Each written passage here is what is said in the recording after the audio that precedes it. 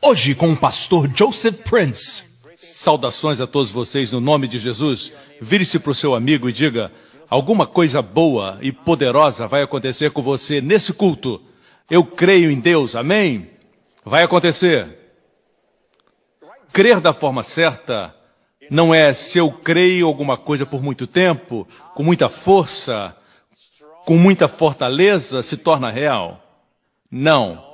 Crer da forma certa não é em você crer, mas crer em um objeto que é justo.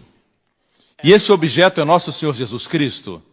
Fé está baseada numa fundação inteligente em um objeto. Amém? Por causa de Jesus nós podemos crer certo. Por que eu sei que o meu futuro é brilhante? Para nós que cremos em Jesus Cristo, porque nossa fé está em Cristo. Amém? Se você tem uma enfermidade, você olha para uma pedra e diz: se eu tocar nessa pedra 10.000 vezes eu vou ficar bem? Sabe de uma coisa? Quando você tocar 10.000 vezes, você ainda não vai estar bem. Não importa quanto você creia certo, você tem que crer certo na pessoa certa. E seu nome é Jesus Cristo. Eu posso ter um bom amém? Quando a Segunda Guerra Mundial terminou, nas ilhas do sul do Japão, como Okinawa, existiam alguns vilarejos que se refugiaram em cavernas. As cavernas estavam lá e eles se refugiaram pensando, disseram para eles que os americanos viriam e matariam todos, o que não era verdade. Os americanos cuidaram deles, os alimentaram, deram de beber, mas muitos deles ficaram escondidos e mesmo depois da guerra terminar, muitas dessas pessoas ainda estavam dentro dessas cavernas. Muitos anos depois da guerra terminar. E finalmente, quando descobriram que existiam pessoas naquelas cavernas, e eles foram visitá-los, descobriram que essas pessoas não sabiam que a guerra tinha terminado. Alguém foi até eles e disse para eles que a guerra tinha terminado. Não foi como se eles estivessem na caverna e a guerra estivesse acontecendo ainda e alguém dissesse: a guerra terminou? Quando a guerra estava do lado de fora? Não. Como se eles crescem quando saíssem, a guerra realmente tinha terminado. Muita gente pensa que estamos falando isso para as pessoas. Estamos dizendo que a guerra terminou. Deus não está olhando para você como a um inimigo. Deus já reconciliou para si mesmo, em amor, em perdão e em graça, pela morte do seu filho. Estamos dizendo para você que a guerra terminou. Satanás foi derrotado. Todos os poderes da terra foram destruídos. Amém? Portanto, quando a guerra terminou, depois essas pessoas ainda estavam dentro daquela caverna e eles foram dizer para ele: olha, a guerra terminou. Obviamente eles estavam lá dentro porque creram da forma errada. Eles estavam lá sem saber que a guerra tinha terminado, porque ninguém foi dizer para eles que a guerra havia terminado. Quando você compartilha as boas novas com seus amigos, com seus colegas, com os membros da sua família, você está simplesmente dizendo para eles a realidade. Que os pecados deles foram perdoados quando Jesus Cristo levou na cruz o pecado deles. E eles creem que foram reconciliados com Deus. Glória a Deus. Deus não esconde nada deles. Deus diz: volte para casa, volte para o meu amor, volte para o meu perdão, volte para a minha bondade, volte para a minha cura, volte para a minha provisão, volte para a minha segurança, volte para o amor, volte para o amor incondicional. Amém? Alguns finalmente creram. Com fé muito fraquinha, eles creram. E com passos bem pequenos, quando saíram, o sol estava brilhando com uma força. Eles sobreviviam comendo vegetais e frutas, mas quando eles saíram, o sol estava muito brilhante, eles voltaram para o conforto e para a familiaridade das trevas. Quantos sabem que a liberdade está do lado de fora? E a luz está brilhante, mas a luz é boa. E muitas pessoas querem a sua treva porque elas não sabem como restritiva, quão pequeno esse mundo que eles vivem. O mundo do pecado é pequeno. Amém? O mundo de Deus é grande. A luz pode doer por um momento, mas a luz vai libertar você. E você vai ser mais saudável, mais forte, você vai ser mais feliz, você vai ter mais paz. Amém? É isso que crer da forma certa significa.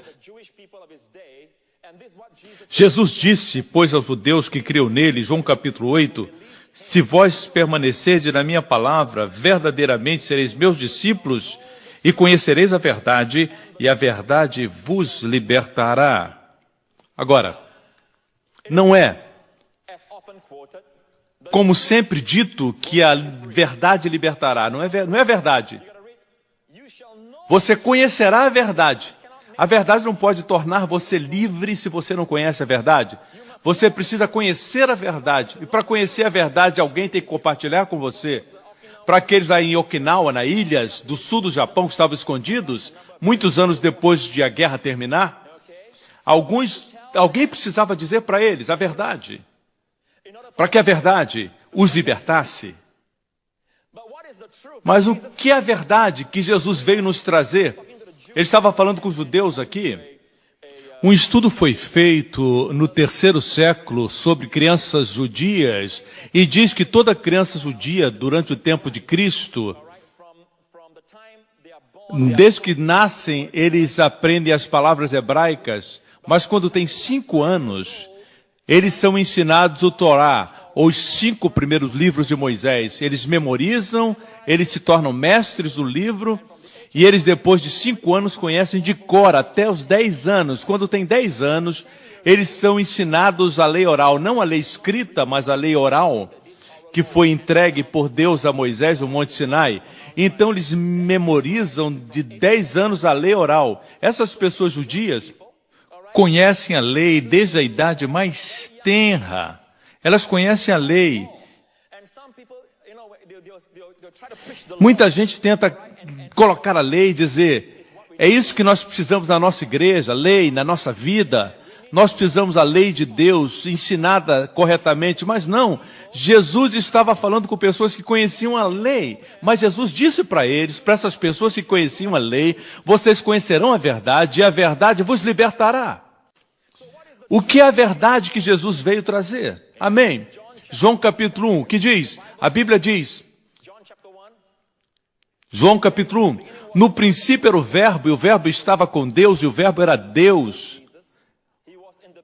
Ele estava no começo com Deus, todas as coisas foram feitas por ele, sem ele nada do que foi feito se fez. Versículo 14, diz, e a palavra se tornou carne e habitou entre nós.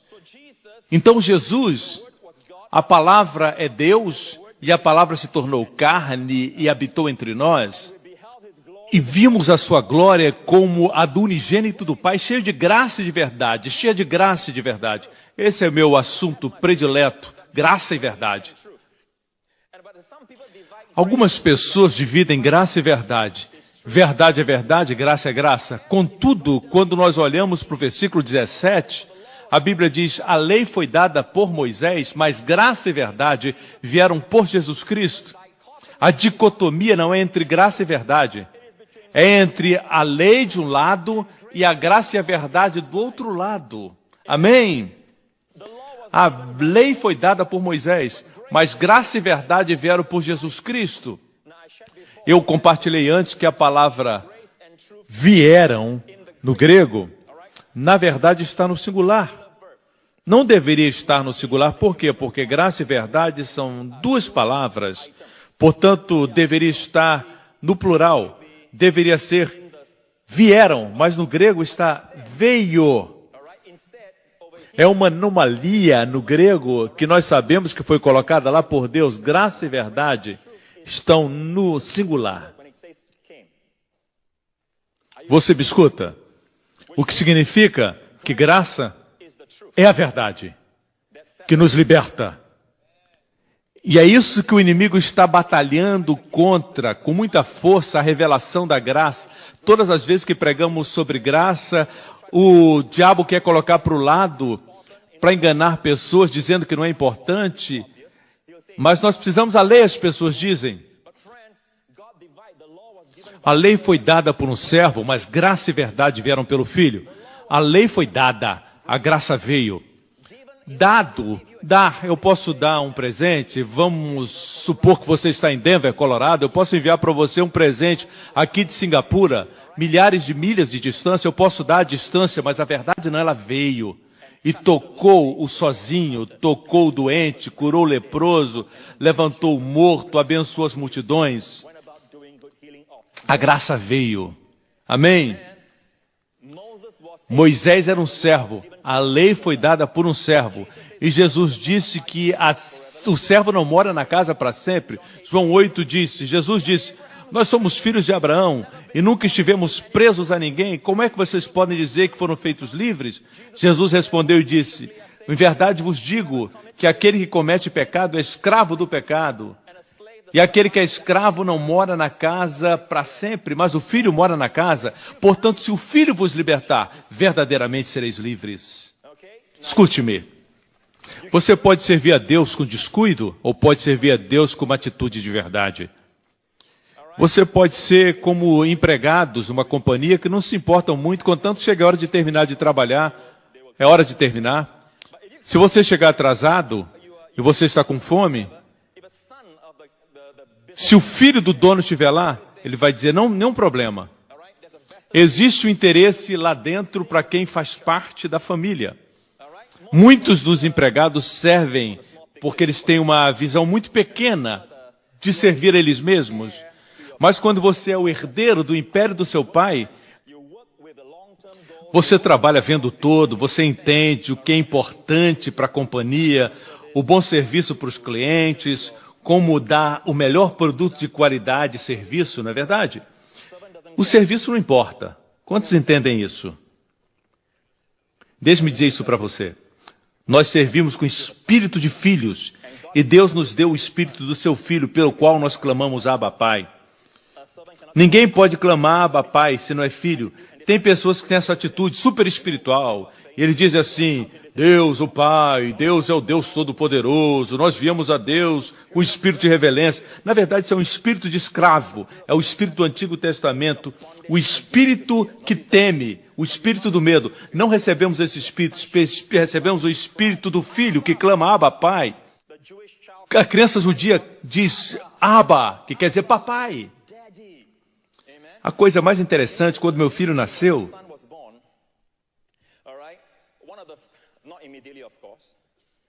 uma das primeiras palavras que ele começou a falar, quando olhava para mim, era Abba. E eu estou pregando sobre isso tem anos, você sabe disso. E se tornou mais claro e mais claro quando ele estava para completar 1 ano de aniversário, alguns meses atrás. Foi quando ele tinha 1 ano que isso aconteceu.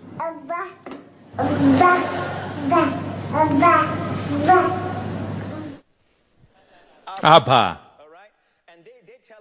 E nos dizem que Abba é a sílaba mais fácil de uma criança, um bebê falar. Muito fácil para uma criança chamar no hebraico Abba. Nessa idade eles não chamam papai, papai. Não, não. Eles não fazem isso. Mas ele ainda me chama Abba até hoje.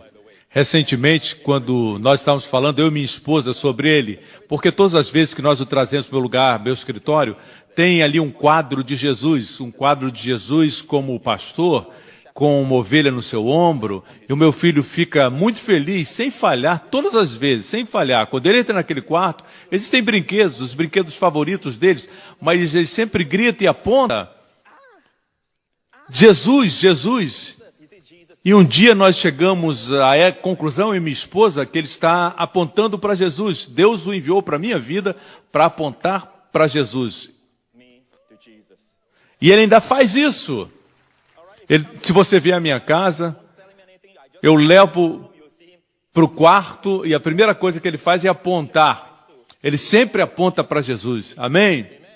E eu creio que é isso que Deus quer que a gente faça. O amor de Deus é tal, amigos, que Deus nos amou tanto, quando ainda éramos seus inimigos. Em Romanos 5, a Bíblia diz de forma muito clara, que a esperança não traz confusão, porquanto o amor de Deus está derramado em nossos corações pelo Espírito Santo que nos foi dado. Esse amor é o amor de Deus por nós, por você. Não é o nosso amor por Deus, mas o amor de Deus por nós. Mas como Deus prova o seu amor? Continue lendo o que a Bíblia diz. Cristo morreu por nós, sendo nós ainda pecadores. Deus morreu pelos bonzinhos. Cristo morreu pelo ímpio. Talvez você diz, pastor, Prince, o senhor não sabe como eu sou mau. Deus morreu por você. A verdade é que todos nós somos ímpios. Alguns de nós somos ímpios profissionais. Alguns conseguimos encobrir nossa impiedade. Conseguimos manter quieto. Mas ninguém sabe os pensamentos que vão na nossa mente. A verdade é que todos nós somos ímpios. Deus morreu por todos nós. Continue lendo. Porque apenas alguém morrerá por um justo, pois poderá ser que pelo bom alguém ouse morrer. Alguém que é moral? Alguém bom, você morreria por alguém bom? Não, você não faria. Talvez você faria por alguém, mas diz a Bíblia. Mas Deus demonstrou seu amor para conosco, porque Cristo morreu por nós, sendo nós ainda pecadores. Enquanto ainda estávamos pecando, enquanto usávamos o fôlego que nós temos para blasfemar seu nome, para zombar dele, enquanto ainda éramos pecadores, ainda éramos inimigos, Deus morreu por nós. Deus enviou seu Filho. Deus não esperou nossa permissão. Deus tinha uma escolha. Ou ele nos livrava, ou livrava seu Filho. Se ele nos livrasse, não livrava seu Filho. Deus não é somente amor, a Bíblia diz. Deus é justiça. Deus não é somente justiça. Se Deus não fosse justiça, todo o universo seria desintegrado. Nenhuma palavra traria qualquer valor, porque o juiz do universo seria corrupto. O pecado deveria ser punido, porque Deus é amor. Deus não quer punir você pelo seu pecado. Portanto, aí existe um mistério. O que Deus fez na sua sabedoria, a Bíblia diz. Deus deu seu Filho. Deus não poupou seu próprio Filho. O mesmo que Deus disse, tu és o meu Filho amado, em quem tenho prazer, em ti tenho prazer. Esse mesmo Filho Deus não poupou. Por quê? Para poupar você e eu. Deus não poupou seu próprio Filho, como Ele não vai nele nos dar todas as coisas livremente, amém? Esse é o amor de Deus, amigos, amém? E a Bíblia diz, e alguns crentes dizem, isso é muito bom, mas você tem que cuidar do que você fala daqui para frente. Você ainda está num período probatório, se você conseguir chegar até o fim, você vai ser salvo. E eles dizem da forma errada, alguns versículos, aquele que suportar até o fim será salvo, mas não sabe que a palavra salvo, nesse texto, fala libertação. Quem permanecer fiel até o fim vai ser liberto. Não está falando de salvação, estão citando errado a Bíblia, mas olha o que a Bíblia diz. Logo, muito mais agora, sendo justificados pelo seu sangue. Fomos justificados pelo sangue. Quem foi, diga amém. Nós que fomos justificados pelo sangue, seremos por ele salvos da ira. Vejam, os 7 anos de tribulação que vão acontecer, muitas pessoas pensam que os cristãos vão passar por isso, mas o dia da ira de Deus, nós não somos só salvos, nós somos livres da ira de Deus. Nunca vamos estar debaixo da ira de Deus, jamais, nunca mais. E aqueles que dizem, cuide da sua vida, porque você é salvo, você tem que cuidar da sua vida. Se a sua vida é ruim, você não vai subir quando Jesus voltar. Continue lendo, para o versículo próximo. Quando éramos inimigos, fomos reconciliados com Deus pela morte de seu Filho, muito mais. Estando já reconciliados, seremos salvos pela sua vida, não minha vida. Amém? É a sua vida. A sua vida é muito boa, não é a minha vida. Eu não sou salvo. Eu fui reconciliado pelo sangue de Jesus e agora adiante eu sou salvo pela sua vida. Amém? E não somente isso, mas também nos gloriamos em Deus por nosso Senhor Jesus Cristo, pelo qual agora alcançamos a reconciliação. Amém? Esse é o amor de Deus. Amém? Vamos a João capítulo 1 uma vez mais. João capítulo 1, a Bíblia diz... Esse Jesus, aquele que se tornou carne, estava cheio de graça e de verdade. Quando ele nasceu como bebê, lembre-se disso, a Bíblia diz que os sábios vieram dizendo, onde está aquele nascido rei dos judeus? Alguns dizem que quer dizer que esse bebê nasceu para ser rei. Não. Todo herdeiro de um trono no mundo hoje, seja um príncipe ou uma princesa, eles nascem para ser herdeiros. Jesus não. A Bíblia diz, está muito claro, onde está aquele que é rei dos judeus? Ele nasceu o rei dos judeus. Posso ter um grande amém? Quando ele nasceu, a Bíblia diz que os seus pais levaram para dedicá-lo no templo, o bebê Jesus, e a Bíblia diz que naquele pequeno bebê, a palavra se fez carne e estava cheia de graça e de verdade. A Bíblia diz que nele estavam escondidos todos os tesouros da sabedoria e do conhecimento. Quando ele tinha 12 anos, ele podia, na verdade, responder pergunta que os rabinos faziam para ele. Os rabinos ficaram impressionados, fizeram perguntas a ele. Não eram próprio para Jesus, com 12, pregar para os rabinos? Com 12 anos, ele conhecia seu lugar, ele estava fazendo perguntas. Jesus cheio de graça e de verdade. E esse velhinho Simeão veio para dedicar Jesus. E aquele velhinho abençoou Maria e José, mas não abençoou Jesus, o bebê. Por quê? Porque a Bíblia diz que o maior abençoa o menor não abençoa, o menor é abençoado pelo maior. Todos nós somos abençoados por ele. Quando você abençoa o seu inimigo, você se torna maior do que o seu inimigo. Simeão, aquele velhinho, nunca abençoou Jesus, ele abençoou os pais, ele sabia o seu lugar. Esse Jesus, mesmo em forma de bebê, não esqueça, ele tinha a plenitude de Deus habitando nele, de acordo com o livro de Colossenses. Ele é a plenitude de Deus, cheio de graça e de verdade, não por seu próprio benefício, mas para o seu benefício. Ele veio para ser usado. Ele veio para servir você, não para ser servido. Amém? E servindo você, você acaba tendo o que não tinha antes para usar para servi-lo e para servir outros. Mas lembre-se, a primeira coisa que você deve fazer é deixar que ele te sirva, que ele te abençoe. Porque o menor é abençoado pelo maior. Veja, cheio de graça e de verdade. Vejamos o versículo 16. Estamos vendo o testemunho de João, e todos nós recebemos também da sua plenitude, da plenitude do conhecimento e da sabedoria. Todos nós recebemos graça sobre graça. Ele estava cheio de graça e de verdade. Em hebraico, a palavra graça é uma palavra linda. E o povo judeu tem uma palavra linda para descrever a graça, e a Hesed. E graça e verdade é Hesed ve Emet. A primeira vez que aparece é quando Abraão envia seu servo para buscar uma noiva para o seu filho.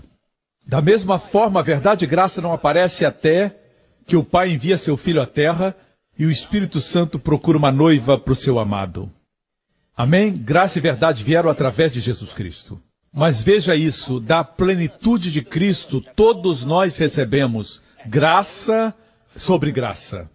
Tenho estudado a expressão graça sobre graça por algum tempo e eu ficava confuso, porque a expressão graça sobre graça, a palavra sobre é a palavra grega anti, que também é usada no português. A expressão anti diz o que para você?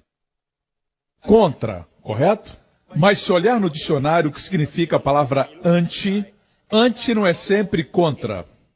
Anti também significa no lugar de, em substituição a. Por exemplo, o anticristo que há de vir antes de Jesus voltar, para redimir Israel. Veja, o anticristo vai imitar Cristo, fará milagres mentirosos, virá como um cordeiro, mas ele é uma besta. Ele vai vir para se colocar no lugar de Cristo. Pastores e líderes, não podemos ocupar o lugar que é de Cristo. Amém? Alguns conselheiros gostam quando as pessoas voltam para eles, para que eles deem pequenas doses de sabedoria, mas a melhor coisa que eles podem fazer é apontar as pessoas para Cristo. Amém? Um bom líder direciona as pessoas para Cristo. Um bom conselheiro dirige as pessoas para Cristo. Amém? E um bom bebê também aponta Cristo para as pessoas. Amém?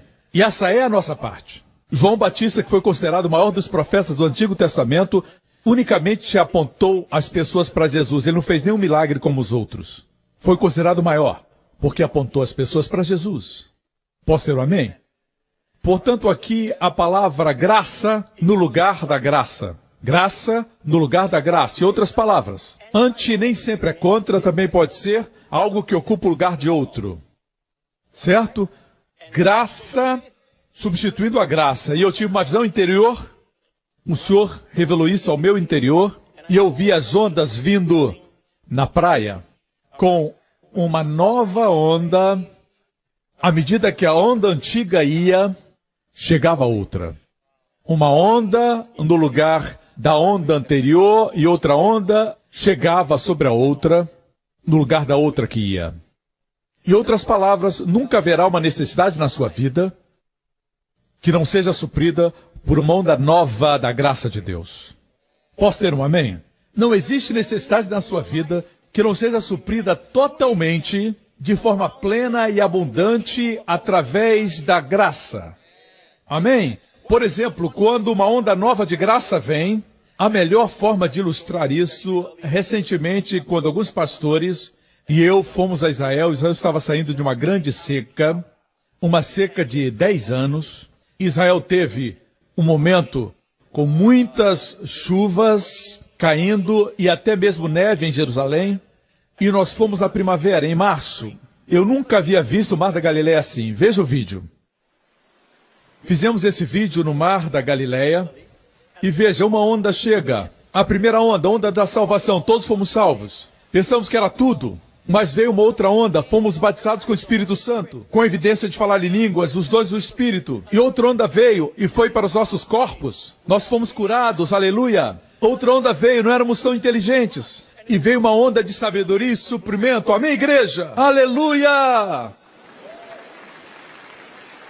Você vê aquele senhor ali à direita? Era um profeta do Antigo Testamento. Ainda está vivo. Está vivo há 3.000 anos. Não, aquele é o pastor Matthews. Certo? Onda no lugar de outra. Onda no lugar de outra. Onda. É a mesma coisa. Graça no lugar da graça. No lugar da graça. Pelo resto da sua vida. E o motivo disso é a cruz de Cristo. Quando Jesus morreu na cruz e disse, está consumado, foi uma fonte que se abriu. Amém? Porque Deus tinha que julgar o pecado. Por causa da sua justiça e santidade. Mas Deus é amor e não queria que você fosse julgado. A resposta foi a cruz. O seu filho amado, ele não o poupou. E na cruz, a justiça de Deus e a sua misericórdia se beijaram. Na pessoa do Cristo crucificado. Dessa forma, a justiça de Deus foi vingada, a lei de Deus foi magnificada e o amor de Deus foi demonstrado. Aleluia! Que vitória! Assim, hoje, quando você confia em Cristo, mesmo tendo pecados, seus pecados foram punidos no corpo de Jesus Cristo. Até o dia que você morrer ou encontrar com Jesus face a face, seus pecados foram punidos no corpo de Jesus Cristo. Hoje, quando Deus aceita você, não é que Ele colocou seus pecados debaixo do tapete, mas sua dívida foi paga através do corpo de Jesus Cristo. Por isso Deus o declara justo, sem perder a sua justiça. Amém? Isso é crer corretamente. Muitas pessoas creem de forma errada e dizem, um desses dias Deus vai me pegar pelo pecado que eu cometi algum tempo atrás. Um desses dias vai chegar a hora do pagamento. Um desses dias algo ruim vai acontecer. E estão crendo de forma errada. Creem errado, mas pastor, a Bíblia diz que o que o homem semear colherá. Verdade. Você semeou, Jesus colheu. O que Jesus semeou, você colhe. E Jesus só semeou coisas boas. Nós semeamos o ruim. Amém? Escuta, igreja. Nós muitas vezes somos muito duros. Não queremos receber amor. Eu estava lendo esse estudo que dizia que crianças colocadas em orfanatos, certo? Crianças órfãs, muitas estão em bons orfanatos, recebem boa alimentação, vestimentas, diversão e tudo mais, mas muitas são tristes. Têm aparência triste, comparadas com crianças em uma família que pode ser pobre, as crianças podem estar até mesmo sujas, talvez não tenham boa alimentação, mas se tem pais que as amam, são felizes. É mais fácil abraçar uma criança que está suja, mas está feliz. Ela vai responder ao seu abraço, e isso dá satisfação a quem ama. Quando encontra uma criança que responde ao amor. Mas é difícil abraçar uma criança que está com a roupa engomada, no orfanato, por exemplo, mas não responde ao amor. Você abraça e ela fica dura. Não recebe o amor. Isso é muito triste. Deus quer filhos que recebem. Quando essa onda vem, a única coisa que pode pará-la, parar não é a palavra correta. Você não pode parar a graça de Deus. Ela sempre flui. A única coisa, certo, que você pode fazer, que vai impedi-lo de receber os benefícios da graça, é quando você se torna cheio de justiça própria e diz, eu não preciso dessa graça. Talvez não diga, mas tenha atitude. Não preciso da graça porque sou minha própria fonte de suprimento. A graça sempre fala de suprimento. A lei é sempre exigências. Não farás, não farás, não farás. A graça diz, serei seu Deus. Serei misericordioso. Suprimento. Para o homem falido. A lei exige do homem falido. Você não pode, você não pode, você não pode. E você diz, eu estou falido. Porque Deus deu a lei, eu já disse para você. Uau, muitas vezes. Ok? A graça é suprimento e a lei é exigência. Escuta, amanhã ao acordar, para trabalhar, vivemos um mundo de demandas. São muitas exigências e muitas delas são legítimas. Demandas legítimas, estudar para a próxima prova, demandas quanto a suprir as expectativas do patrão, demandas de cumprir seu trabalho na data determinada, demandas com respeito à sua família, tempo com a esposa, tempo com os filhos, tempo de qualidade com seus filhos, correto? Muitas exigências. Se não tiver cuidado, até aquilo que é bom e legítimo pode destruir você. Precisa acordar e agradecer a Deus, enxergar ondas sobre ondas e dizer, Deus, eu recebo a graça que o Senhor tem para mim hoje. Ter sua mente no suprimento. Quando o patrão disser para você, eu quero que você faça uma apresentação diante de 3.000 pessoas. Como? Não consigo nem falar para 10. Não pense na demanda, mas tenha sua mente no suprimento. Digo, o suprimento virá. Eu não sou ousado, o suprimento de ousadia vai vir. Amém. Não sei o que dizer. A sabedoria virá na hora da minha preparação. Amém. Vocês que vão fazer provas essa semana, diga, o suprimento da paz virá ao meu coração. A sabedoria para saber onde estudar virá. O que estudar, o que não estudar, virá a mim em nome de Jesus. O suprimento de favor com os meus professores e também com meus pais durante esse tempo virá. Eu recebo o suprimento da graça. Se está nervoso, diga, eu recebo o suprimento de favor e ousadia. Amém. Amém. Eu recebo o suprimento da graça. Se não fizer isso, vai ficar com a demanda. Eu tenho que fazer isso, tenho que fazer aquilo. E logo vai se sentir destruído. Enfrente a vida, sabendo que a graça supre. E a lei demanda. Pense no suprimento. Tenha mente no suprimento. Alguns de vocês são duros, como eu mostrei agora, certo? Mas seu coração está quebrado. Existem vazios na sua alma. Ninguém vê a dor ou o vazio. E esse vazio não faz você santo. Veja bem, quanto mais completo você é, mais santo você se torna. Só Jesus o faz pleno. Ele sempre está curando, curando o que está quebrado e consertando. Amém? Santidade é resultado de estar completo, de estar pleno. Veja, esse próximo vídeo que eu vou mostrar, mostra a graça de Deus como um tsunami, atingindo o que está quebrado e preenchendo todos os vazios da nossa alma. Veja aqui. Aqui estão as ondas batendo contra esse despenhadeiro. Muitos somos como esse penhasco. Estamos duros, mas estamos quebrados, cheios de falhas e buracos. Quando as ondas vêm, elas penetram nos buracos. Amém? E quando acha que a graça passou, uma nova onda de graça vem e preenche todas as brechas do seu coração partido. Preenche todas as rachaduras das suas feridas emocionais. Receba a graça em nome de Jesus. Receba a graça. Amém?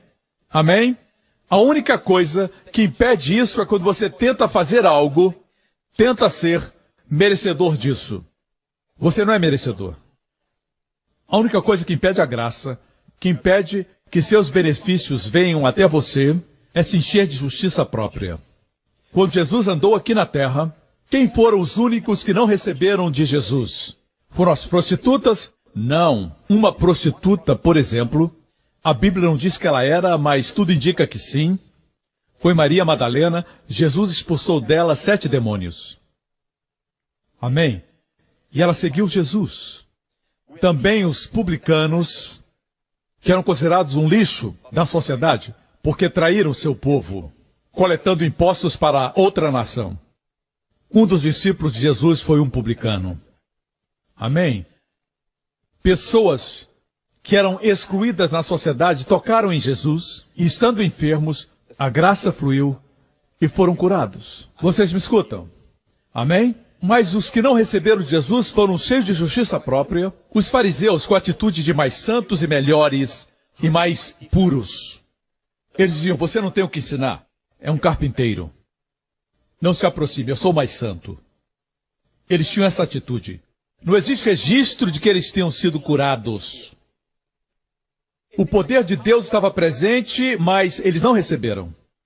Quero afirmar para você que não é o pecado que impede a graça de Deus. Se o pecado parasse a graça de Deus, o pecado seria maior do que a graça. Amém? Amigo, a graça de Deus é maior do que o pecado. O que para a graça de Deus é a justiça própria, é uma atitude de confiança própria, confiar em você mesmo e não em Cristo, confiar nas suas obras, confiar no seu intelecto, confiar na sua aparência, confiar nas suas conexões. Assim você não precisa da graça. Eu não preciso disso, não preciso da graça, eu posso me autossuprir. Eu consigo me preencher. Eu posso suprir. Como você faz isso? Bebendo, se automedicando, tentando se preencher com o hedonismo, com a avareza? Não. Só a graça pode preencher você. Posso ter um amém, igreja? Certo? Um certo homem me escreveu dos Estados Unidos e eu quero ler o seu depoimento. Certo? Ele deu o seu nome, mas não vou ler. Vem de Nova York, Estados Unidos. Ele deu permissão para compartilharmos. Ele disse, eu tenho 29 anos e luto contra a pornografia desde 13 anos de idade. Como alguém treinado em artes marciais, eu possuo autodisciplina, mas não conseguia me libertar desse vício. Não faz muito tempo que comecei a escutar seus sermões e aplicá-los à minha vida. Comecei a confessar que sou justo aos olhos de Deus pela obra de Cristo. No início parecia que o desejo havia aumentado e pensava que nunca ia me libertar. Mas decidi continuar a confessar que eu era justo, pelo que Jesus realizou por mim. Em algumas poucas semanas, esse vício começou a desaparecer por conta própria. Sem esforço, comecei a ver vitórias nessas áreas. Não me concentrava mais em não pecar, mas na obra de Cristo. O que a força de vontade, é uma boa palavra, o que a força de vontade e a autodisciplina, técnicas e métodos não conseguiram fazer, a graça de Deus fez. Eu estou livre, sou um testemunho vivo de que a graça de Deus, escute, é a chave para vencer o pecado. Glória a Jesus, amém? Glória a Deus. Assim, se eu fosse o diabo e eu não sou, ele não é bonito como eu sou, depois da queda, certo? Se eu fosse o diabo e fosse atacar o ensinamento na igreja, eu atacaria a graça. Porque na graça está a vitória. Amém? É como se dizer às pessoas, não olhe para as ondas, não voe para perto do mar, é um lugar muito perigoso. A gente dessa igreja é muito perigosa.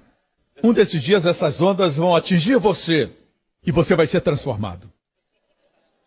Eu afirmo para vocês, irmãos, está chegando um tsunami de graça. Não somente ondas, um tsunami. Amém, igreja? Veja bem, por que será que muitos de nós não conseguimos apreciar a graça? É porque muitos pensamos que somos 30% bons. Se você pensa que é 30% bom, só precisa 70% de graça. Ah, pastor, eu não sou tão mal assim. Depois vê que 70% de graça não é o suficiente. Você perde a graça, as ondas vêm e vão embora, você não recebe a graça que você precisa, porque pensa que é 30% bom. Nessa área eu estou bem, preciso de ajuda nessa área. À medida que o tempo passa, ao invés de melhorar, você fica cada vez pior. E você conclui que não somente esses 30%, Mas você também não está bem nessa e também naquela outra área. É melhor dizer, não tem nada bom na minha carne. Eu preciso da graça completa de Deus. São essas pessoas que apreciam Deus, porque a graça faz você apreciar ao Senhor. Deus, na sua sabedoria, não deu a graça, certo? Desde o início, na sua plenitude. Deus sabia que o homem confiaria em si mesmo. O homem, quando confia em si mesmo, Deus diz, ok. Você confiou nos patriarcas? Todos eles fracassaram. Apesar de Deus vê-los justos através do sangue. Ok? Depois veio o tempo dos juízes. A Bíblia diz que o último juiz foi Sansão. Ele fracassou. Não se pode confiar nos líderes. Todos são homens. Veja bem, a graça deve ser apreciada antes de ser recebida. Deus usou todos os recursos humanos. Alguém diz, eu confio nos meus líderes. Deus diz, o que você quer agora? O ministério profético, os profetas, e Deus deu o profeta Samuel. Mas o final foi triste. O final de Samuel, apesar de ser um homem justo, um bom profeta, o final foi triste. Seus filhos não seguiram seus passos. O fracasso do ministério profético. Depois veio Eli. Seus filhos se rebelaram. Eli teve uma morte triste. Ok? Assim foram os profetas e os sacerdotes. E Israel disse, queremos um rei. Deus disse, eu serei o seu rei. Não, nós queremos um rei que tenha pele. Alguém em carne que possamos ver. Alguém que nos conduza à batalha. Queremos um rei alto, forte e bonito. Deus disse, serei vosso rei. Eles disseram, não podemos ver o Senhor. Vejam-me pela fé. Ah, não, queremos alguém que possamos ver. Deus lhes deu Saul. Deus não queria que eles tivessem o rei, queria ser seu rei. Eles queriam um rei, então Deus deu a eles Saul. Era alto, bonito, forte. E o final de Saul foi com uma morte terrível. Certo? Foi possuído por um espírito maligno e se matou. Suicídio.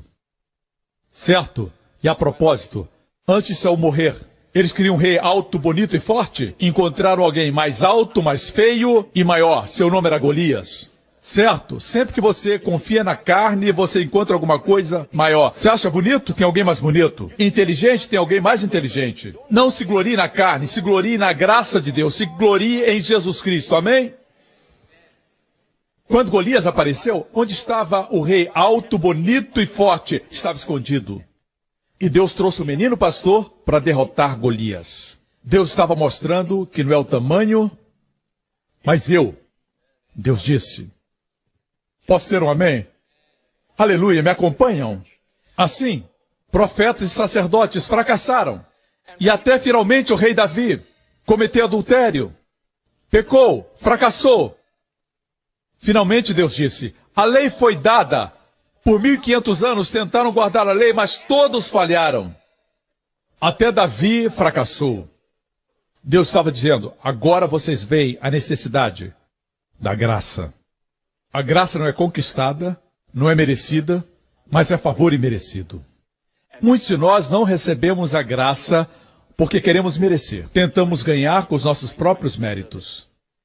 Mas quando chega um momento, quando nada ajuda você, aí estará pronto para a graça, favor imerecido. Alguns definem a graça como um empoderamento. Não é um empoderamento, mas produz empoderamento.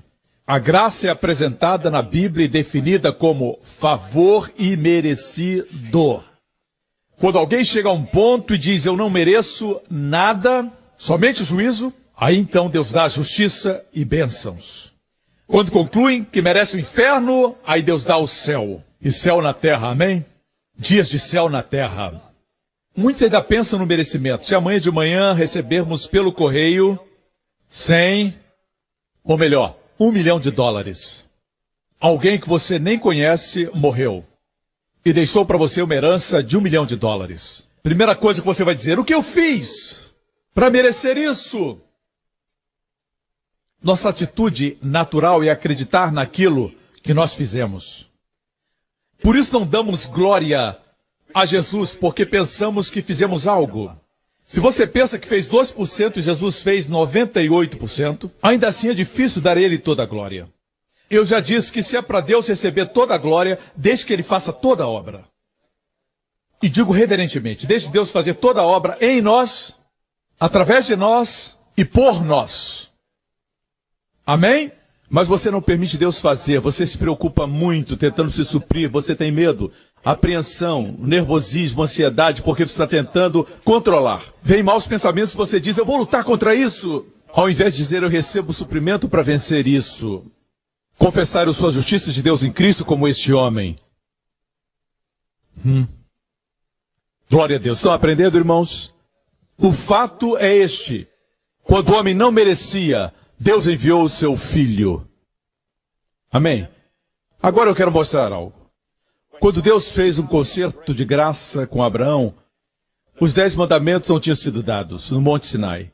Certo? Deus deu para Abraão uma aliança incondicional de graça. Não era baseada na bondade de Abraão, mas na bondade de Deus. Não baseada na fidelidade de Abraão, mas na fidelidade de Deus. Muitos anos depois, ainda antes dos 10 mandamentos serem dados, foram dados 450 anos depois de Abraão, os filhos de Abraão se tornaram as 12 tribos, certo? No Egito. Então o faraó se levantou que não conhecia José e os oprimiu. Faraó era um tipo do diabo. Quando eles estavam sofrendo sob os açoites da tirania dos mestres e senhores egípcios, eles clamaram a Deus. Deus os escutou dos céus. Muitos não eram perfeitos. Quando estudamos a Bíblia, vemos que muitos adoravam os deuses do Egito. E Deus enviou um libertador, um salvador, como Jesus, Moisés, para libertá-los. Assim Moisés os trouxe para fora, não porque eles eram bons, mas porque Deus é bom. Deus se lembrou da aliança com Abraão, Isaque e Jacó. Muitos anos atrás, Deus me disse para estudar do Egito ao Sinai, onde a lei foi dada. Esse é um período de pura graça. Ninguém do meu povo morreu nesse período, apesar de pecarem. Eu corri para ver na Bíblia se Deus estava errado. Vocês conhecem a história? Não, eles murmuraram quando Deus os tirou, se depararam com o Mar Vermelho, os exércitos dos egípcios vinham atrás, e eles clamaram para Moisés e murmuraram, Moisés, por que você nos trouxe para morrer? Não tinham sepulturas no Egito? Moisés clamou a Deus e Deus disse, pega a tua vara, levanta a vara. E o mar se abriu. É como se Deus não tivesse escutado o seu pecado de murmuração. Deus não estava lidando baseado na santidade deles, mas na sua santidade. Não baseado na fidelidade deles, mas na sua. Estava tudo bem por uns dias, eles caminharam em terra seca até que encontraram as águas amargas de Mara. Tentaram beber aquelas águas, mas eram envenenadas. E clamaram a Moisés de novo. Moisés foi a Deus e Deus disse, Moisés, pega o madeiro. Jesus foi crucificado no madeiro. Lança nas águas e as águas se tornaram doces. E por um tempo ficaram felizes. Certo? E então, eles ficaram felizes somente por um tempinho e disseram, Moisés, estamos famintos. Nos trouxe aqui para morrer? Murmuração é pecado. Moisés clamou a Deus, Deus falou, vou fazer chover? Juízo? Não, maná. Parece que cada reclamação, cada murmuração, trazia um novo suprimento de graça para eles. Não porque reclamar é uma coisa boa, é uma coisa ruim. Mas Deus estava demonstrando que eles não estavam sob o conserto da lei, mas sob o conserto do favor e da graça não merecida. E de fato eles não mereciam nada. Mas Deus derramou e derramou a sua graça. Mas algo aconteceu quando chegaram na base do Monte Sinai. E então depois do Sinai, depois de Deus lhes dar os 10 mandamentos, quando eles murmuravam, morriam. Quando reclamavam, caíam mortos. Algo aconteceu porque, durante esse período, nada acontecia, mesmo quando reclamavam. Mas depois, quando reclamavam, morriam. Anos atrás, Deus me mandou estudar isso. O que aconteceu no Monte Sinai foi exatamente o que impede a graça. Você não pode impedir que a graça flua, mas pode frustrar a vontade de Deus quanto à graça. Graça quer ajudá-lo, mas você quer se autoajudar. É como a criança tentando colocar linha no buraco da agulha. Depois de 1 hora, você olha para a criança e diz, eu posso ajudar você? Somos como essa criança, e Deus é como o pai. E a gente diz, eu posso fazer. E depois você se machuca. E culpa a mamãe. Ah, eu não quero mais brincar com isso. É isso que Deus quer fazer por nós. Ele quer que experimentemos o seu amor. Nós somos pessoas que queremos fazer. Algo aconteceu depois do capítulo 19 de Êxodo. O povo mudou a aliança. Foi isso que disseram para Deus. Em Êxodo 20, Deus deu os 10 mandamentos, e Êxodo 19 diz o porquê. Êxodo 19, eles disseram isso para o Senhor. Vou tentar falar em hebraico. Espero lembrar. Eles disseram assim: tudo que Deus nos mandar, faremos. É assim que está na sua Bíblia. No hebraico foi isso que disseram. Kol asher deber Adonai naaseh. Diz tudo que o Senhor Deus nos disser. Não sabiam o que Deus ia dizer? Não tinham escutado os 10 mandamentos. Disseram, naaseh, que quer dizer, podemos fazer, pode mandar.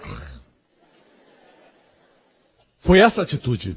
O que Deus ordenar, faremos. Em essência, estavam dizendo, Deus não nos julgue mais daqui por diante, baseado na sua bondade. Também temos bondade, nos abençoa baseado na nossa bondade. Deus não nos abençoe baseado na sua fidelidade. Também queremos algum crédito. Deus nos abençoe segundo a nossa fidelidade. Deus, tudo que o Senhor nos ordenar, naaseh, que quer dizer, podemos fazer. Você, ao ler Êxodo 19, vai ver que depois que eles disseram isso, Deus mudou seu tom e disse, Moisés, diga para eles não se aproximarem. Esse monte é santo. Se querem a bênção, são baseados na bondade de vocês, na justiça e fidelidade de vocês, e não na minha bondade e fidelidade. Esse é o trato. Não se aproximem do monte, senão vão morrer. Deus nunca falou com esse tom com eles. Quando Deus apareceu mais de 400 anos antes para Abraão, Deus apareceu face a face. Quando Deus apareceu para Isaac, foi face a face. Quando apareceu para Jacó, foi face a face. O enganador Jacó foi face a face. Quando Deus tirou o povo de Israel do Egito, estava presente na coluna de nuvem, presente na coluna de fogo à noite. Durante o dia, a coluna de nuvem os protegia do sol, naquela região, no meio do dia muito quente, mas tinha um ar-condicionado na presença de Deus. À noite se torna muito frio, mas a coluna de fogo os aquecia. Deus lhes dava conforto. Mesmo quando pecavam, Deus não os abandonava. Deus estava próximo deles. Se aproximava baseado na sua bondade. Era a aliança da graça. Mas no momento que eles disseram, Senhor, queremos que o Senhor nos trate diferente. Deus disse, não se aproximem. Se um animal tocar o monte, se o animal chegar perto, ele morrerá. No capítulo seguinte, Deus deu os 10 mandamentos. Se murmurassem, morriam. É isso que querem? Aí está. Como é bom para nós acamparmos na aliança da graça. Depois de 1500 anos de lei, os melhores fracassaram. Jesus Cristo veio. Aleluia! Mas muitos não querem dar toda a glória ao Senhor. Querem alguma glória também. Para no futuro dizerem, digno é o Cordeiro. E eu não falo mais essa atitude. Digno é o Cordeiro, quer dizer, foi ele que fez tudo. Mas pastor, qual o lugar do nosso trabalho, do nosso comportamento? Nossa moral. Veja, se eles tivessem olhado para a bondade de Deus, para a fidelidade de Deus, para a gentileza de Deus, durante esse tempo até o Monte Sinai, e no Sinai dissessem, nós não podemos guardar a sua lei, Senhor. Deus, o Senhor nos libertou por graça, e pela graça vamos para a nossa terra. Deus os levaria em graça. Se olhassem para a bondade e fidelidade de Deus, se apaixonariam por Ele. Ele supriria, e a bondade de Deus os transformaria. A bondade de Deus os levaria de glória em glória. A bondade de Deus levaria aqueles que pecassem ao arrependimento. Mas alguns entre nós, na igreja de hoje, creem que mostrar às pessoas a bondade de Deus vai fazê-las ficarem rebeldes. Essa crença é errada. A força do pecado não é a graça, a força do pecado é a lei. Me acompanham? Estão aprendendo? Vou mostrar algo para concluir, certo? Um exemplo no Novo Testamento quando Jesus veio. O seu pecado não pode impedir que a graça de Deus flua. Suas rachaduras não impedem que o tsunami da graça encha todos os espaços, preencha todas as rachaduras. Amém? Nada melhor do que ajudar as pessoas quando você não tem mais feridas. Nada melhor do que ajudar as pessoas pleno. Você quer ajudar. Antes de darmos, precisamos receber. Vou concluir. Quantos lembram quando eu preguei em Mateus 13, as parábolas de Jesus, algumas semanas atrás? As parábolas do reino, você lembra? Se não lembra, finja que lembra. Certo? De qualquer forma, pode conseguir essas mensagens. Foi uma série de algumas semanas sobre as parábolas do reino. E compartilhei que, antes de Mateus 13, está Mateus 12. 12 vem antes de 13, irmãos. Em Mateus 12, alguma coisa aconteceu. Jesus veio cheio de graça e de verdade.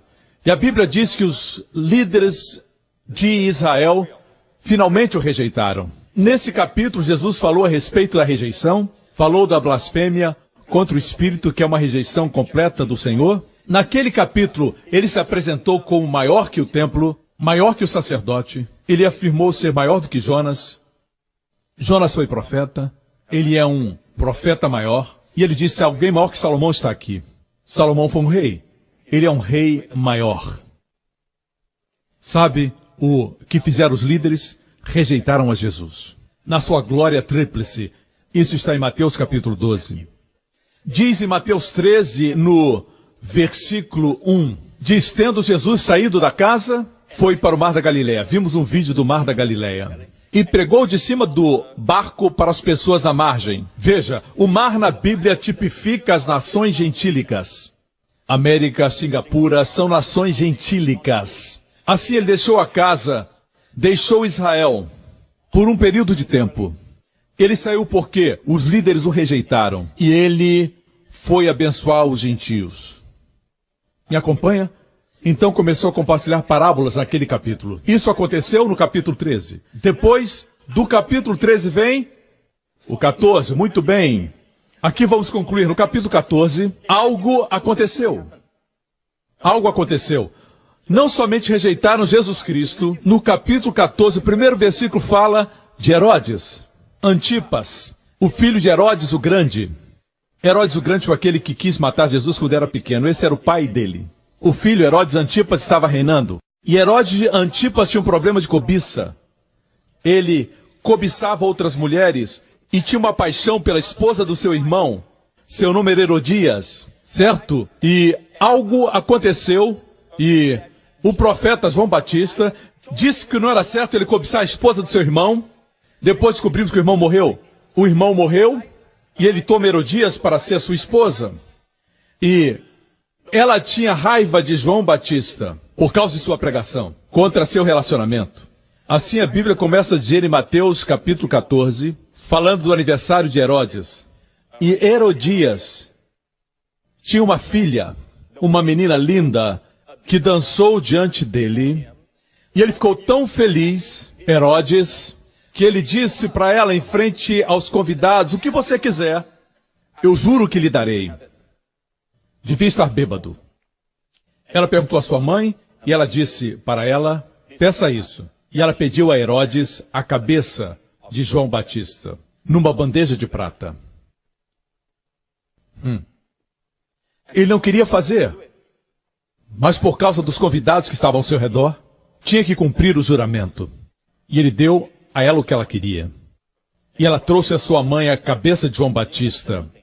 Quando Jesus soube, veja o que aconteceu. E chegaram os seus discípulos, os discípulos de João, e levaram o corpo e o sepultaram, e foram anunciá-lo a Jesus. Veja, olhe para mim. A Bíblia diz que João Batista foi o maior de todos os profetas que existiram. Maior que Moisés, maior que Elias, foi o que Jesus disse.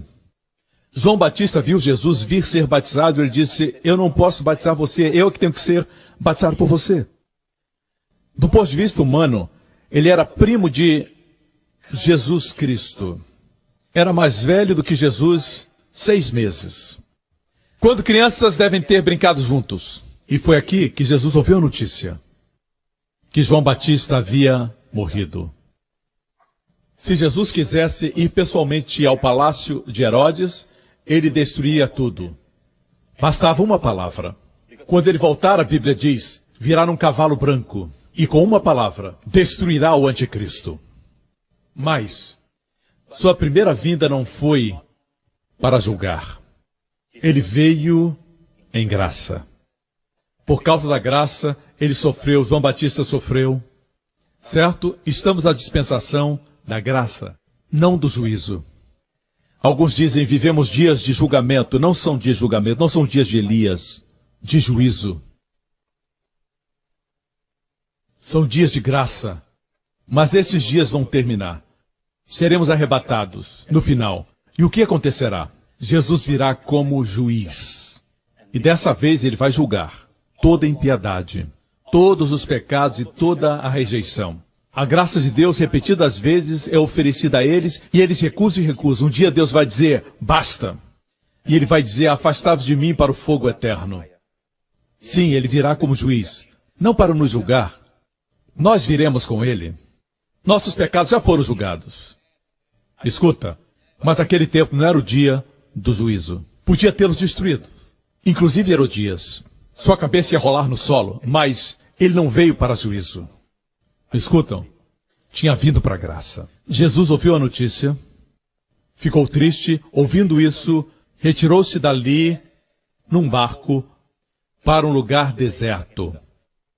O que ele queria fazer? Ele queria lamentar. Apesar de ser Deus, ele era 100% homem, com sentimentos e emoções como nós.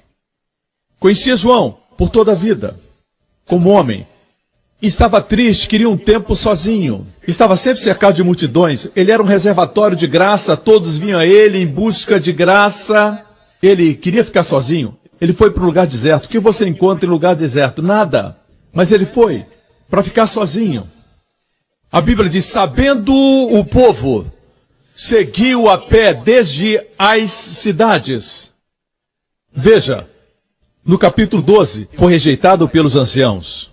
Capítulo 13, contou as parábolas. Capítulo 14, um dos seus melhores amigos no ministério morreu, seu primo. Uau, como os homens são maus. Isso impediria o seu amor? Isso impediria o fluir da sua graça? O povo foi a ele. Foram atrás dele. Se fosse eu diria, ei, me dê um pouco de privacidade. Meu amigo morreu. Vocês não têm coração? Não está feliz porque eu não sou Jesus? Ou melhor, Jesus não é como eu. Não sorria, você é igual. Se colocado na mesma situação. Especialmente depois da impiedade da liderança, a maldade do rei, a maldade do homem tão visível. Alguns diriam, Deus, eu quero morrer. Mas quando a multidão veio a ele, em seu momento de lamento, o versículo seguinte diz, e Jesus saindo viu uma grande multidão, e possuído de íntima compaixão com ela, curou os enfermos. Curou os enfermos.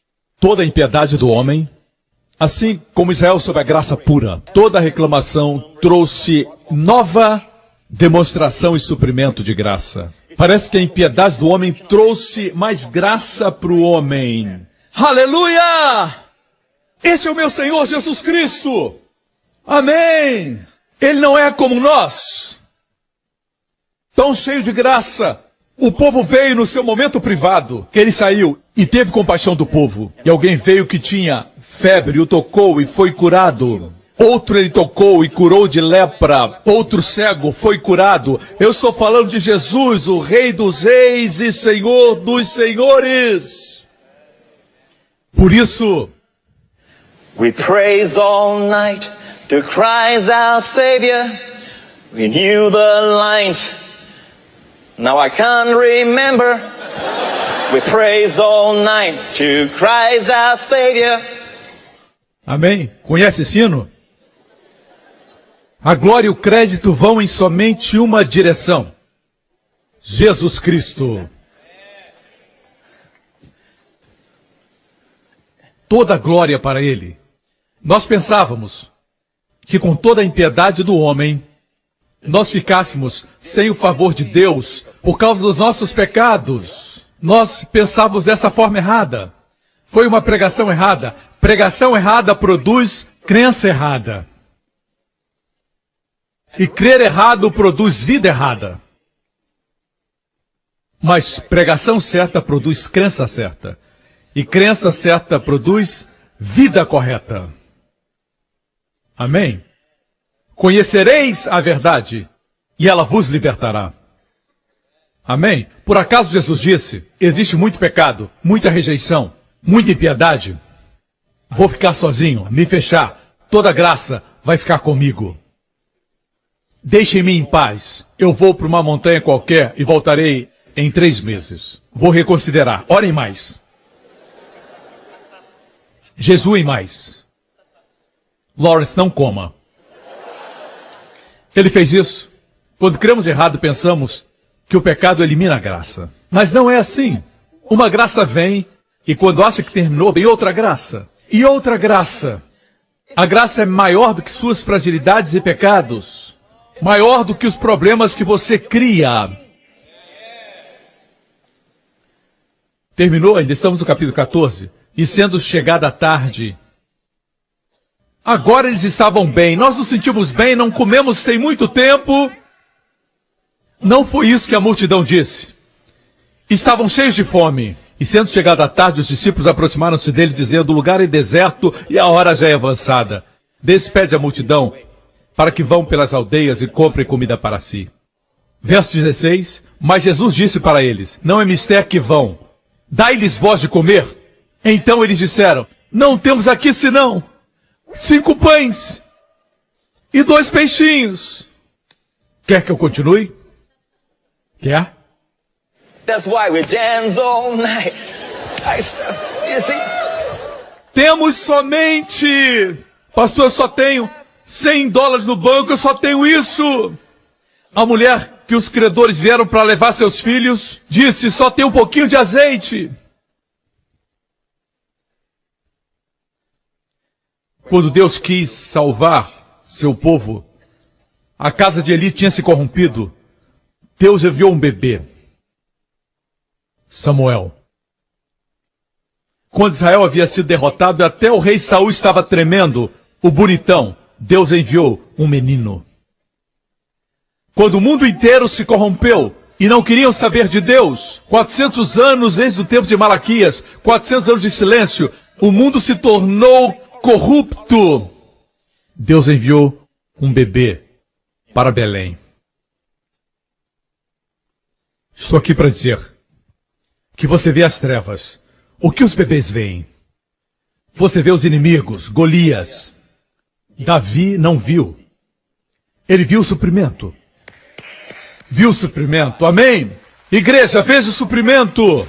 A graça de Deus é tão abundante que eu estou feliz. Oh, aleluia! Sabe o que os surfistas nos dizem? Você sabe? Alguns dizem, pastor, eu não acredito em cura. Não acreditam na onda da cura. Não acreditam nessa ou naquela onda. Só acreditam na onda da salvação. Os surfistas dizem que é perigoso dizer, eu amo essa onda. É uma onda alta, é muito boa. Veio uma outra onda e você tem que surfar para a próxima onda. Tem que ir para lá. Aproveite todas as ondas, não fique somente numa onda. Se não fizer isso, vai acabar afogado. Se ficar numa onda, você vai para... cabeça na areia. Com o bumbum para cima. Porque não surfou para a onda seguinte.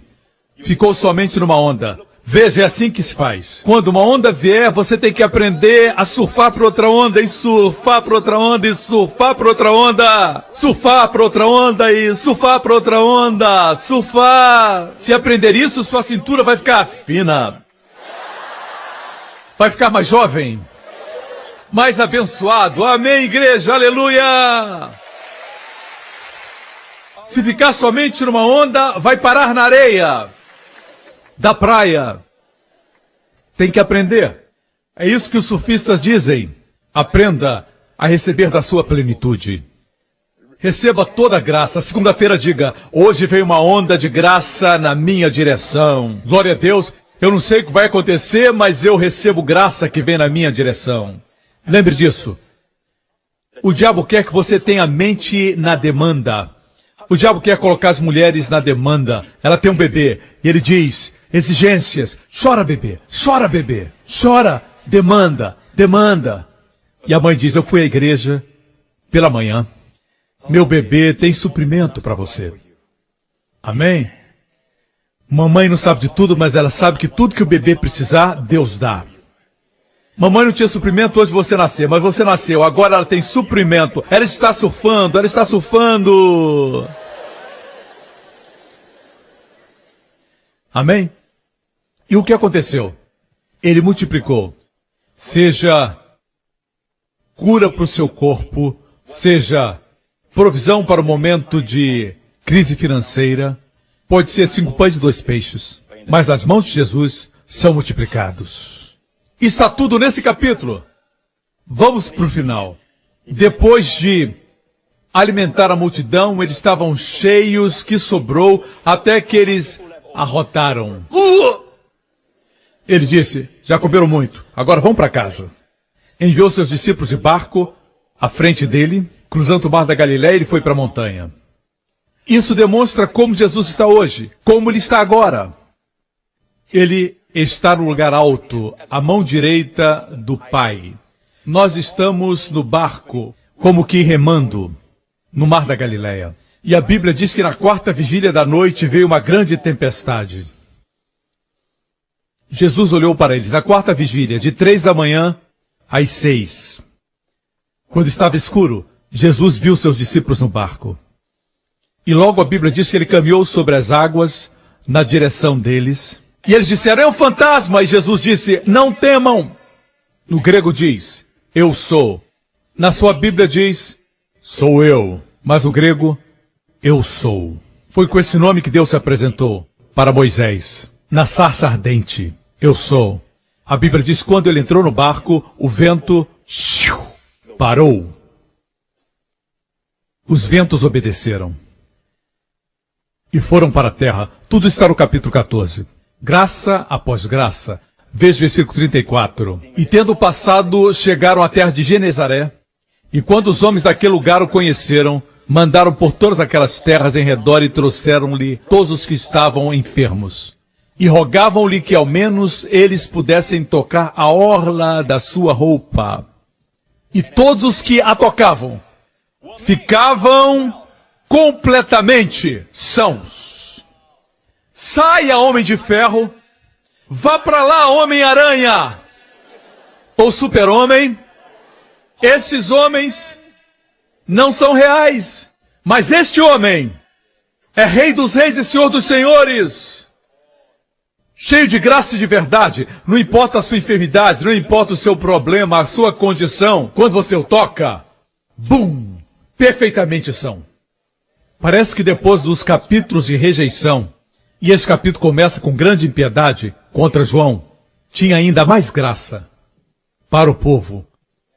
Deixe-me mencionar João 1.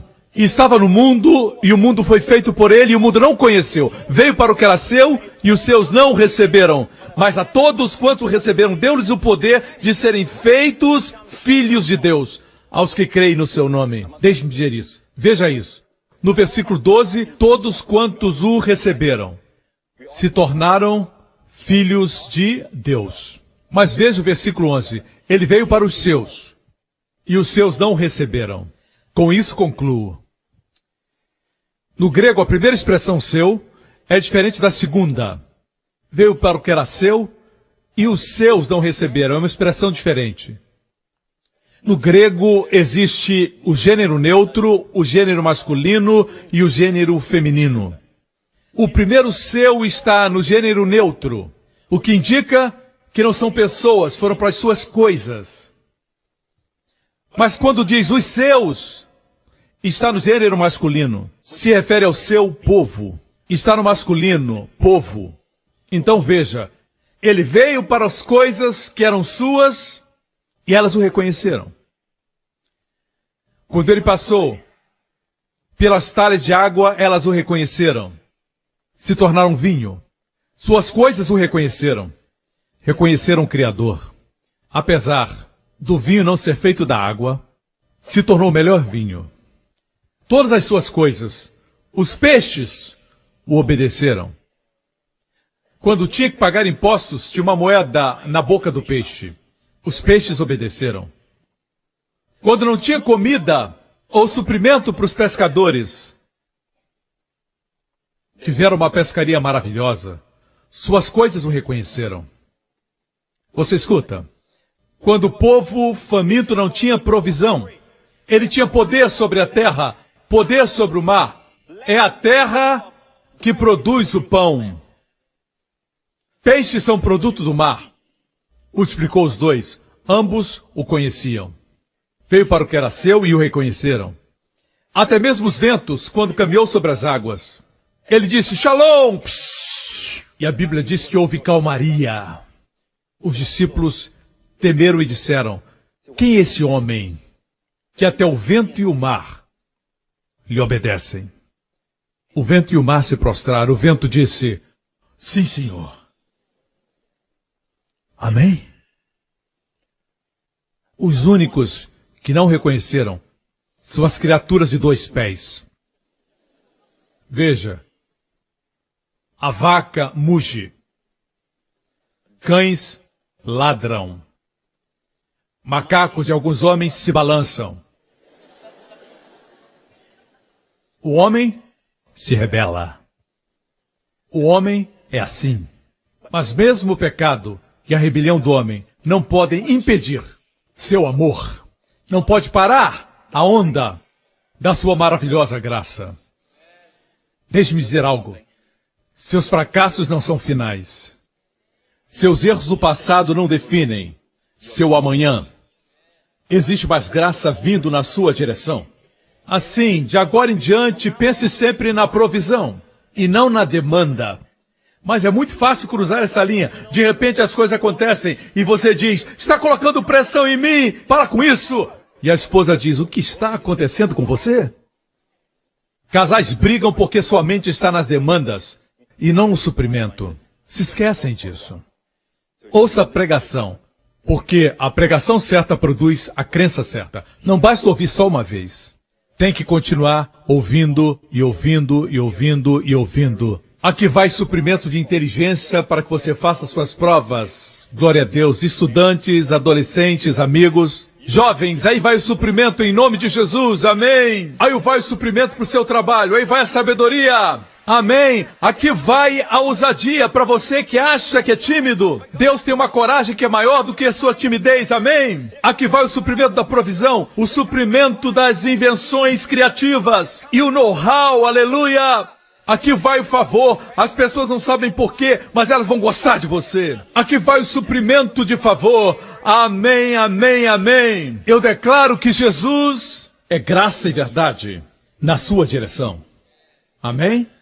A única coisa que impede que você receba é confiar na sua própria força, suas próprias obras, sua própria inteligência, suas conexões, sua aparência. Ou seja lá o que for. Certo?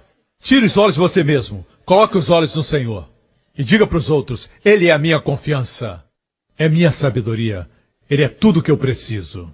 E todos digam, amém. Glória a Deus. Cabeças baixas e olhos fechados nesse auditório. Ou onde quer que esteja me assistindo agora. Amigo, se você está aqui hoje e não teve encontro com esse maravilhoso Salvador, Jesus, nosso Salvador pessoal.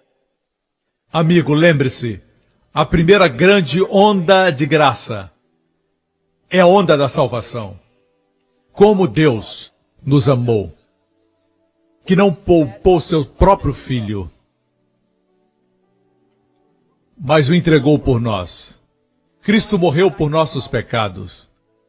A única forma de não receber sua graça é quando você diz, não, eu estou bem, eu posso salvar a mim mesmo, já fiz muitas obras de caridade, fiz muitas boas obras. A única forma de impedir que a graça entre na sua vida hoje é dizendo, eu posso me salvar, eu sou uma boa pessoa, eu sou uma mulher boa. Não são seus pecados que impedem. Seu pecado não impede a graça de Deus. Não importa quão mau ou ímpio você é, tem uma graça ainda maior para você. Assim, amigo, diga, pastor, eu sei porque Deus me trouxe aqui hoje. Foi para que receba o suprimento da graça. Se esse é você, agora mesmo, quero que você levante as suas mãos onde estiver agora. Todos juntos agora. Levantem as mãos para o céu assim. Olhe para Deus. E se quer que Jesus seja seu Salvador e Senhor, diga assim: Pai Celestial, eu lhe agradeço por me amar. Mesmo antes de conhecê-lo, o Senhor me amava e não olhava para as minhas falhas, para os meus pecados, só me amava. E enviou o seu Filho para morrer em meu lugar, por mim, na cruz. Cristo Jesus morreu por meus pecados, foi punido no meu lugar. Mas o Senhor o ressuscitou como testemunho que os meus pecados foram tirados. Jesus Cristo é meu Senhor e meu Salvador e meu Deus, agora e para sempre, no nome de Jesus. Amém, amém, amém. Glória a Deus, aleluia. Se você fez essa oração, se recebeu essa graça, se recebeu o perdão dos pecados, está agora perdoado completamente. Sim, Senhor, amém. Uma vez mais, levante as suas mãos. O Senhor me disse que alguns de vocês não conseguem se perdoar. Você diz que Deus perdoa, mas você não se perdoa. Algo aconteceu que até agora você mantém na sua mente. Você se culpa, você se autoculpa e continua se culpando. Diga agora: Pai Celestial, quem sou eu para ser mais justo que o Senhor? O Senhor perdoou todos os meus pecados. Quem sou eu para não me perdoar desses pecados? Em nome de Jesus, mencione seu próprio nome e diga: eu perdoo você. Eu perdoo você, como Deus perdoou. Em nome de Jesus. Amém, amém, amém. Glória a Deus, aleluia. Nessa semana, creia certo. Por causa de Jesus, pela sua morte e ressurreição, seu futuro é brilhante. Não tenha atitude de dizer essa semana: eu espero que algo bom aconteça. Eu espero. Não somente espere, meu amigo. Fé é a certeza das coisas que se esperam. Creia que será uma boa semana, uma abençoada semana, uma semana cheia de favor. Levante sua mão nesse lugar e todos que me assistem. Nessa próxima semana, o Senhor abençoe você e a sua família com as bênçãos de Abraão. Todas as bênçãos nos lugares celestiais são suas, uma após outra, graça após graça após graça. Amém. Pense no suprimento. Existe mais do que suficiente suprimento de graça para segunda, para terça, para quarta, para quinta. E muitas bênçãos para sexta e pro sábado. Que o Senhor guarde e proteja você e os seus amados durante essa semana de toda infecção, todo perigo e acidente, de todos os males, dos poderes das trevas e do maligno.